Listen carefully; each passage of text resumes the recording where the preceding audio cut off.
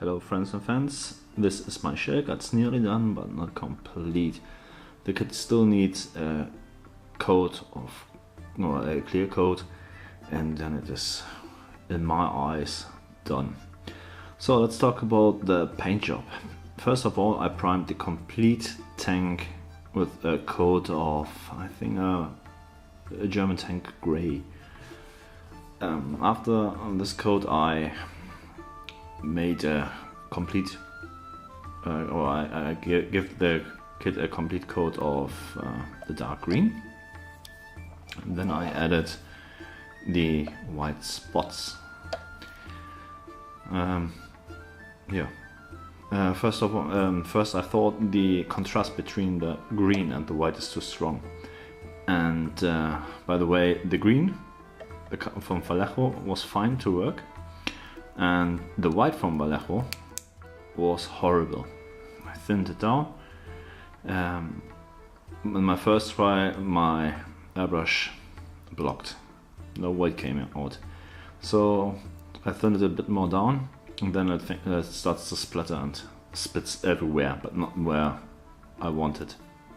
It wasn't so easy to work with. The green was fine, but I hate to work with the white. So anyway, my intention was to show a wash of chalk, because the tank is normally completely green from the East German forces, and when you start to go on maneuver on in the winter, you add white spots with, for example, chalk. You never use white paint because you have to remove it later, and you can wash down chalk very easy. But when the snow starts to melt and became water, or you drive through the bushes, you scratch down the white as well. So you have to weather it very strongly. So I used a piece of sponge and dipped on the tank to show splatters in the white, or to show the green color coming through. First I thought it's too much, I have too much done it, but at this time it was clear that I have to give the complete tank a wash with a dark brown to give it a more used look, and after that I was very happy with it.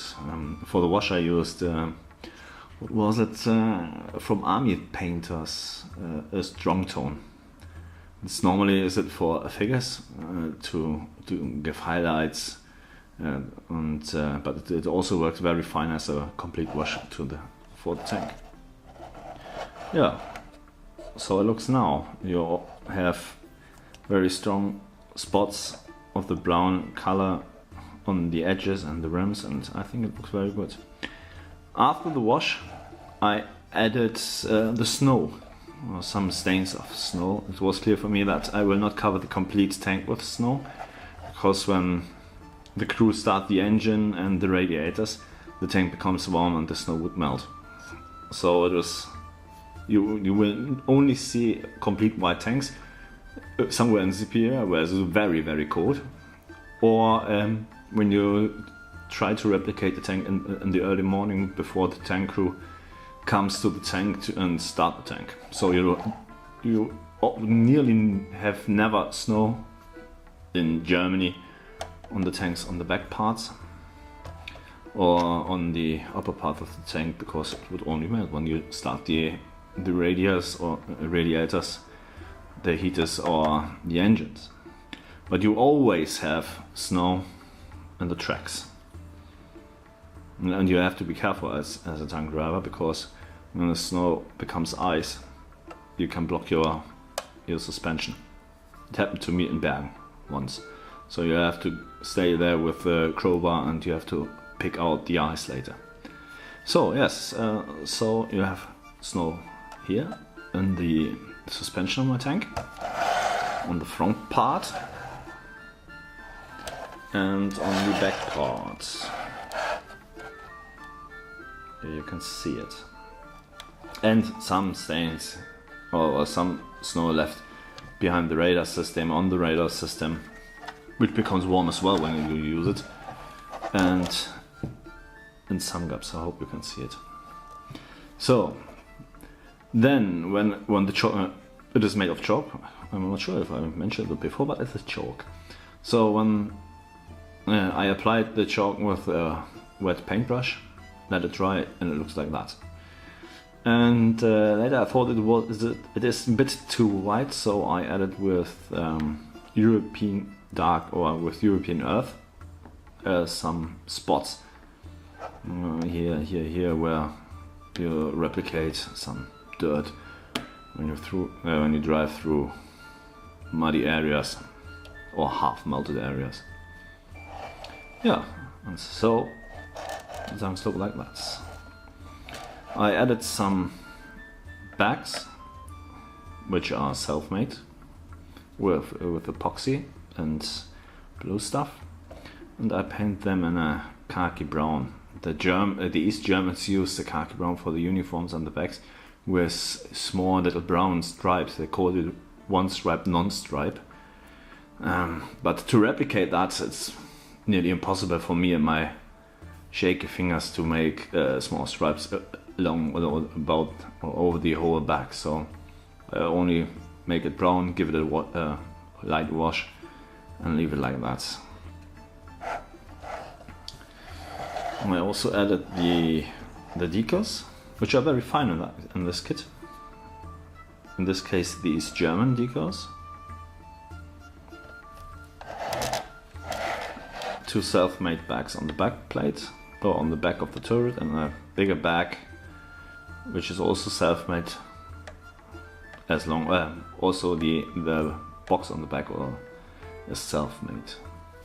And I added, I also paint the fire extinguisher in red. I know they are normally not red when you edit them on the outside of the tank. They're normally green as well. But I think it's it's a better touch for me to paint them red. I like it like that.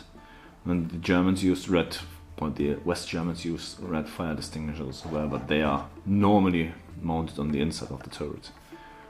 On my tank, they were inside my tank I had when I drove my maintenance tank. Yeah, so far that's it. So far, I will give the tank a dull clear coat, and then the next video will be a review video. Before I forget it, I added some small hooks at the front. They are also self-made from a piece of wire. Bend them, drill 2 holes in it, put them in, because the other one were too. It is not original like that. They normally had different hooks, but I don't want to leave them away, and the originals were horrible, so I made my own ones. They are, as I said, they are not original, but who cares? I like it like that. It looks better than leave them away. Oh yes, my guns are green. Some of you might not say, hey, normally the guns were black, but I saw many pictures of Shilka with several colors for the guns. When the tank was painted in beige, they painted the guns as well as beige. Some left them black, and I decided to make them green as well, because it would be too silly for me to paint them black. So I left them green. I saw a lot of pictures where these 23mm guns are green, so I left them as well, like that. If you have some questions about the tank, write them in the comments. If not, we will see us on the last video from my Shilka. So, have a nice day.